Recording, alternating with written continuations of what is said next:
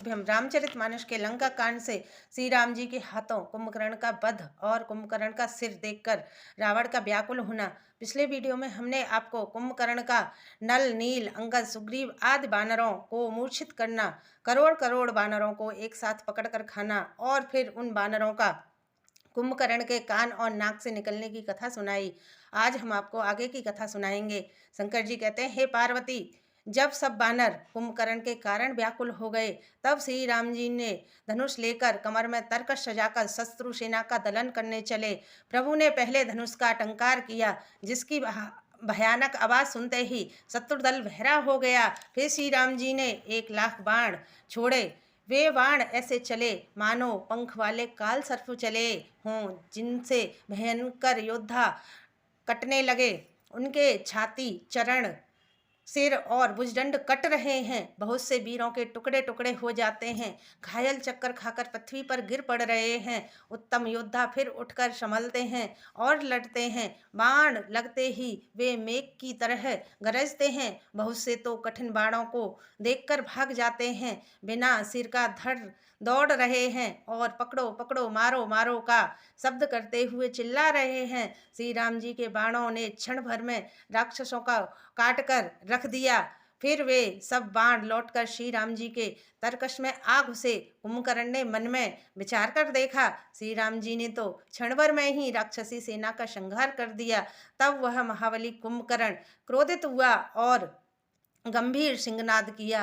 वह क्रोध करके पर्वत उखाड़ लेता है और जहाँ तहाँ भारी भारी वानर योद्धा होते हैं वहाँ डाल देता है। बड़े बड़े पर्वतों को आते देखकर श्री राम जी उनको बाणों से काटकर चूर चूर कर देते हैं। फिर श्री राम जी ने क्रोध करके भयानक बाण छोड़े। वे बाण कुंभकर्ण के शरीर में घुसकर पीछे से निकल जाते हैं।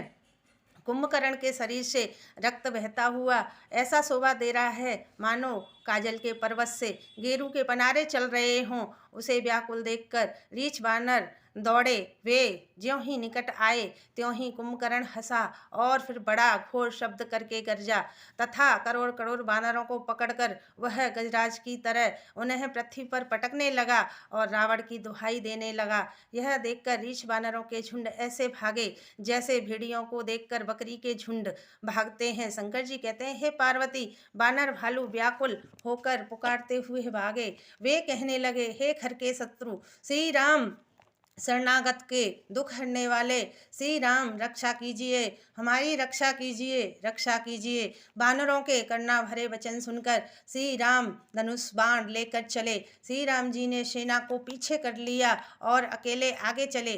श्री राम जी ने धनुष खींचकर 100 बाण संघान किए। बाण छूटे और कुंभकर्ण के शरीर में समा गए। बाणों के लगते ही वह क्रोध करके दौड़ा।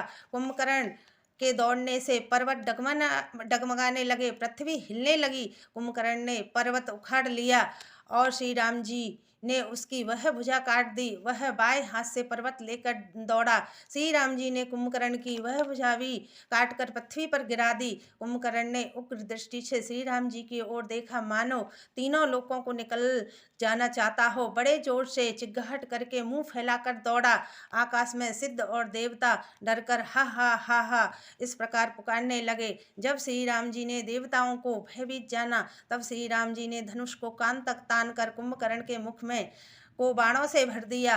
मुख में बाण भरे हुए कुंभकर्ण श्री राम के सामने दौड़ा। तब श्री राम जी ने क्रोध करके तीक्ष्ण बाण लिया और कुंभकर्ण के सिर को धड़ से अलग कर दिया। वह सिर रावण के आगे आ गिरा। उसे देखकर रावण ऐसा व्याकुल हुआ जैसे मणि के छूट जाने पर सर्प कुंभकर्ण का धड़ दौड़ा, जिससे पृथ्वी धसी जाती थी।